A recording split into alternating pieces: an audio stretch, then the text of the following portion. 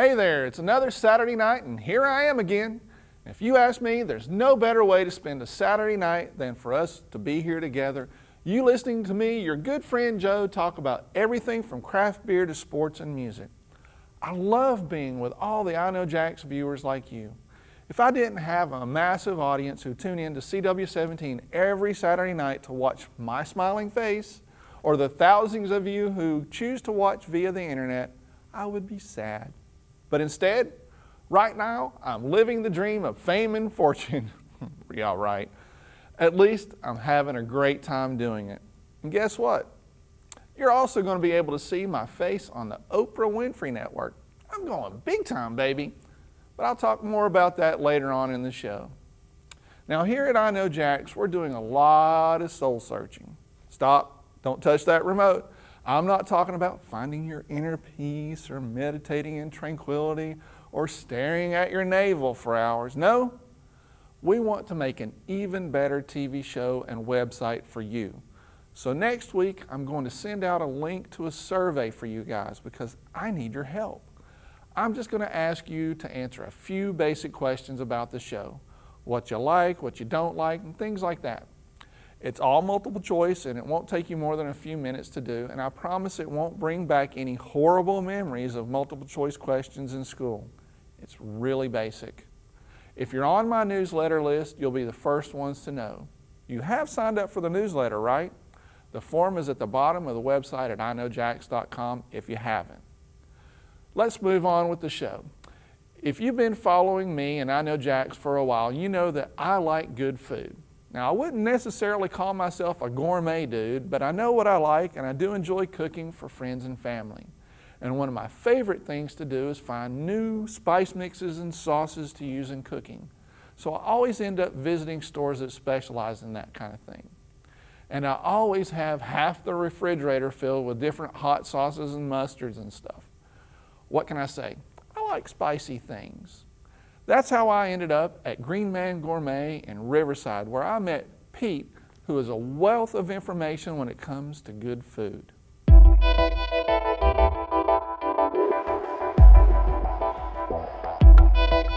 Today we're out in Avondale at Man Gourmet with our bud Pete. You're my new best friend, man. You've got a gourmet shop, so I'm going to be hanging around a lot. Excellent, Joe. I noticed you guys have all these salts here. Can you tell me a little bit about it? Because before I came here, I thought there was like table and sea salt. That was it. And that's true. I mean, over all the years, we've kind of been introduced to like the Morton iodized salt. Right. And I got to tell you, mind you, back in the early 20s and 30s, Morton came out with the iodine salt because we needed iodine in our body. Right. And the easiest staple was just to put it into salt because everybody uses it. Right. Nowadays, we find out that there's a couple reasons why we don't use it, and we've actually used different types of salts to take over that. Mind you, they did a great job for the masses, but now we want to kind of get a little bit more what's more healthier for you, going to ones that are just basically sea salts and mineral salts where you don't have the iodine that's introduced into it too. So what's the taste of these? Are they different because of the different minerals that are in them? They truly are. Basically, all salt has to have 97% sodium chloride to be considered as a salt. So sometimes whenever you go into the stores and you see the salt light and things like that, it's not really salt, it's a processed type of salt. Gotcha. Okay? So what happens with us is we have all different types of salts. We have cooking salts that are wet, that have a very slow dissipation rate. We actually have some salts that are great to put into the salt mills for the grinders. Right. We have flake salts like from Australia. For finishing. Exactly, and they truly look like a snowflake, and when you put them on your tongue, they just melt away. Right. So very, very good and delicate. And then we have infused ones. This big rock here. Yeah, how do you use that thing? Well, the cool thing about this, there's several different ways. We have a couple ways to use them. This is from the Himalayan mountains. We also have one from the Andes mountains. Okay. And mind you, it's that 3% of the different minerals that does make a difference in flavors. Just that little bit. It truly does. This is probably the lightest one. Basically, this is a great salt to use because it has about 84 different minerals that are the same inside of your body and mind. Okay. So for people who do a lot of energy, sweating, things like that, it's a great way to go ahead and to replenish it. Cool. It truly is. Other than all the other sea salts. Now, if you hold your hand open for me, this is basically what you do. You have a nice little plate on your dining room table, you have a little microplane, you shave it off, and basically it comes out nice and fine. Wow. It's not an overbearing salt.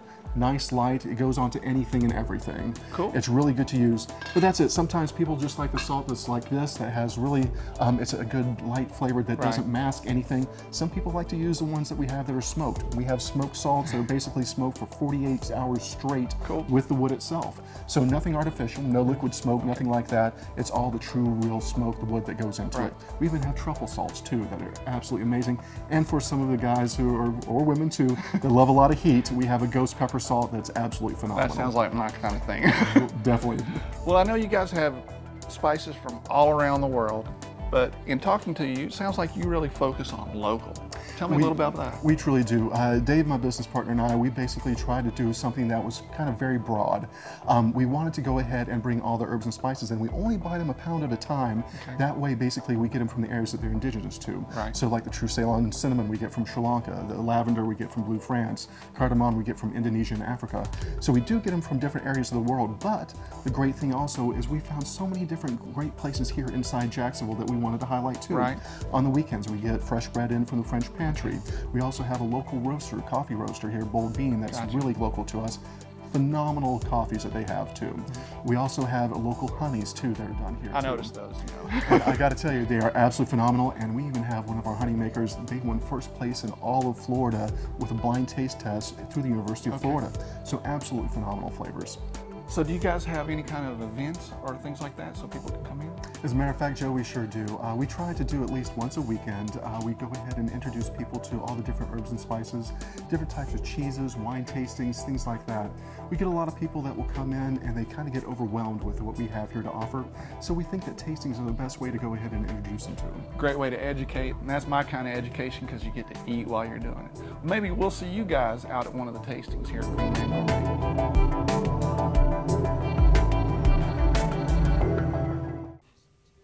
What kind of food do you like? Personally, I love to barbecue. You can never go wrong throwing something on the grill. And all this talk about food is making me hungry. So hurry up and get a snack from the kitchen, and I'll be right back.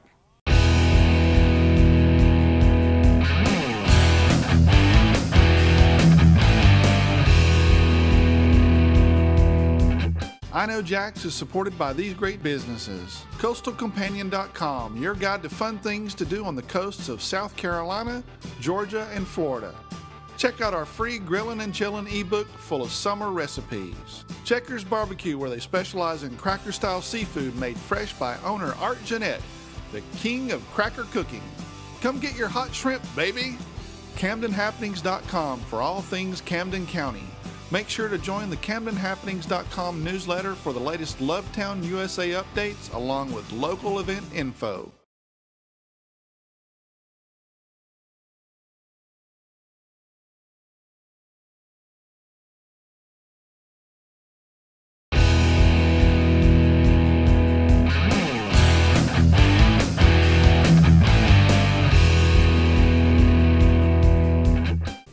Recently, we went to interview the band Lawless Hearts, and while I was there, I also got to meet David, Daniel, and Nick from the band Oscar Mike, who immediately recognized me when they walked in. Turns out, they're fans of the show. Imagine that. They even told me they ended up going to the Shrimp Festival in Fernandina this spring because I talked about it on the show.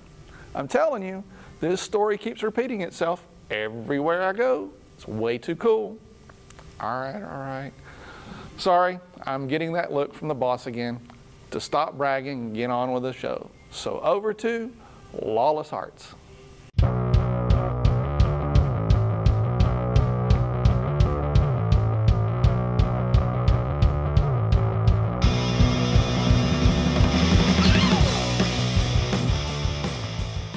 Today we're here to introduce Lawless Hearts to Jacksonville. These guys I met at our premiere party, so I thought we would come out to their premiere. Tell me a little bit about this album we got started. Well, it's a 5-song EP, and we've been working on it for the past 4 months, and we're just really excited to get it out and let people hear it. Can you introduce your band members? Yes. Lead guitar is Michael, and we have Jay on bass and Corey on drums, and I'm Alex. I'm a singer. So Corey, you're the newest member to the band. How's it like joining? It's been fantastic so far. I've really gone out on a limb and come down from Atlanta and been playing with the guys for the past 4 months, and we've accomplished a lot in 4 months, written 5 new songs as well as recorded them, and like she said, we've got a tour coming up in the fall that we're planning for. So you know, it's just been great working with good people and great musicians. How's Jayville for you versus Hot Atlanta? It's a little more humid. They're both really hot. How would you describe your bass playing in the band? Well, epic. That basically sums it. Now, I actually got mentored by a Southern rock legend when I was learning how to play bass, Banner Thomas from Molly Hatchet. So, I mean, pretty much I just try to keep it moving, keep it walking, and, you know, just keep it a good solid groove, stick with Corey's kick, and, you know, just ride it out. To me, I sing through my guitar, and that's my feelings and emotions going through the instrument, and I hope everyone can feel it as well. It's just, you know, it's what I play, they can feel that it's coming from my heart, and I'm very influenced by the blues, and you can hear that in my playing a lot, and just straight rock and roll. So, I mean, it's definitely going to be heard in the EP, so go check it out on iTunes.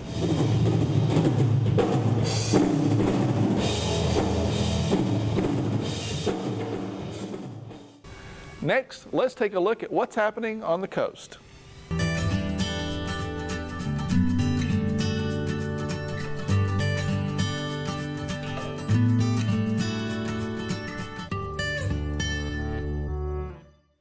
Traditionally, Labor Day is about saying goodbye to summer and warm weather and hello to fall. Labor Day weekend, there are lots of festivals to choose from, and it's a good time for a road trip. Let's start in the Low Country.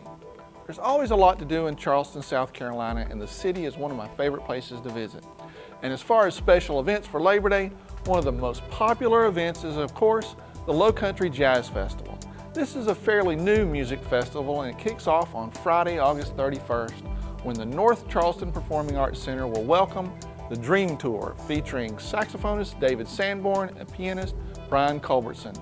The Low Country Jazz Festival takes place August 31st through September 2nd.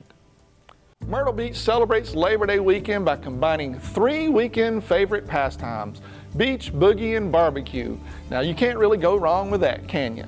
This event is one of the biggest in the area, taking place at the Market Common. This one comes with all the festival favorites: water sport demonstrations, barbecue competitions and samples, live music, arts and crafts, and a beer garden. You can even get an up-close and personal peek at Kyle Busch's number 18 M&M race car. Beach, boogie, and barbecue takes place August 31st through September 2nd. One of the most popular events of the year is the Savannah Craft and Brew Fest. This is actually the 5th year for the Labor Day Festival that just seems to be growing by leaps and bounds. The event has an international food and brew tasting on Friday, a grand tasting on Saturday, and on Sunday, it's time for the first Savannah Rhythm and Brews, a live outdoor concert. Event dates for the Craft Brew Festival is August 31st through September 2nd. Also on Sunday, it's Tybee Island Beach Bash, where everybody's favorite beach music party band performs. That's right, we're talking about the Swingin' Medallions. The concert is followed by fireworks. Expect lots of people saying goodbye to summer at this Tybee Island event on September 2nd. If we head a little bit further south, there's lots of catfish to be found when Kingsland gets ready for its biggest event of the year, the Kingsland Catfish Festival. The catfish is prepared according to a secret recipe that's been used for years. About 10,000 pounds of farm-raised catfish is prepared for the festival. So you know this is a popular dish at the event. About 65,000 people are expected to attend this event. The Kingsland Catfish Festival takes place August 31st through September 2nd. For more details about these and other Labor Day events on the coast, visit coastalcompanion.com. I Know Jax is supported by these great businesses. Coastalcompanion.com, your guide to fun things to do on the coasts of South Carolina, Georgia, and Florida. Check out our free Grillin' and Chillin' ebook full of summer recipes. Checkers Barbecue, where they specialize in cracker-style seafood made fresh by owner Art Jeanette, the king of cracker cooking. Come get your hot shrimp, baby! CamdenHappenings.com for all things Camden County. Make sure to join the CamdenHappenings.com newsletter for the latest Lovetown USA updates along with local event info.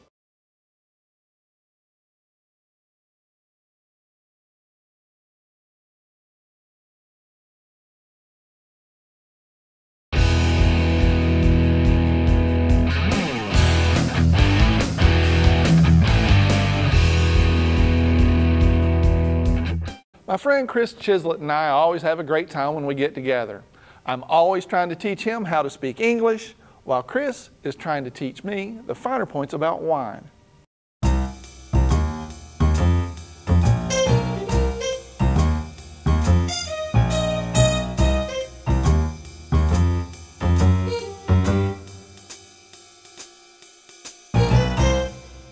Today I'm with the wine guy Kris Chislett at the Green Man Gourmet, and we're going to talk about wine, and you're going to teach me something awesome. I am. I'm going to try organic wine. Organic wine. Okay.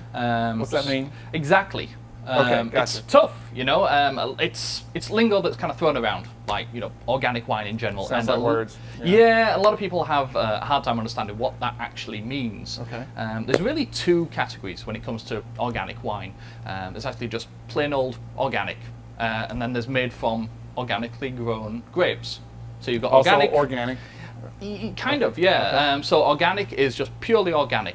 You're not allowed to actually add sulfites, but actually in making the grapes, growing the grapes, you're not allowed to use pesticides, insecticides, herbicides, fungicides, like the whole thing. The things that are bad for you. Yeah, so the grapes actually have to be organic themselves. Plus, you can't add sulfites, which is going to be another segment. Well, we'll I don't want to get into sulfites too much. Moving on. But then going into actually made from organically grown grapes, you actually are allowed to add sulfites to those. So the grapes still have to be organic. So no pesticides, insecticides, herbicides, fungicides, any of that. Nothing but you are actually allowed to add sulfites to that. So that's the difference between the two. And then there's this third category. There's only three?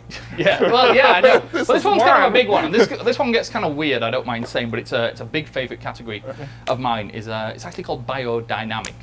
Biodynamic, big, cool and we have and one sexy of those here, word. Right? We do.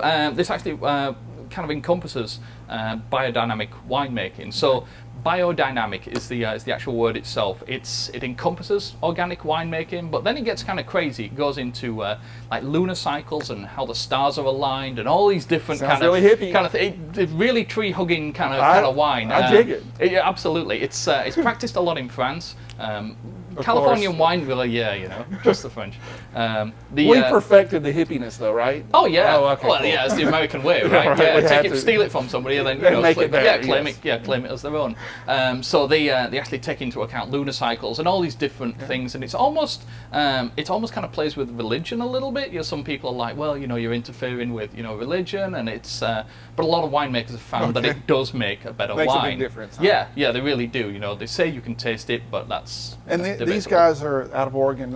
Yeah, so this is their Pinot Gris. So this kind of sums up what we've been talking about. Have you tried it yet? I did sneak a little sip. A little sip. You already told me he's more of a red wine fan than a white wine fan. But this was good.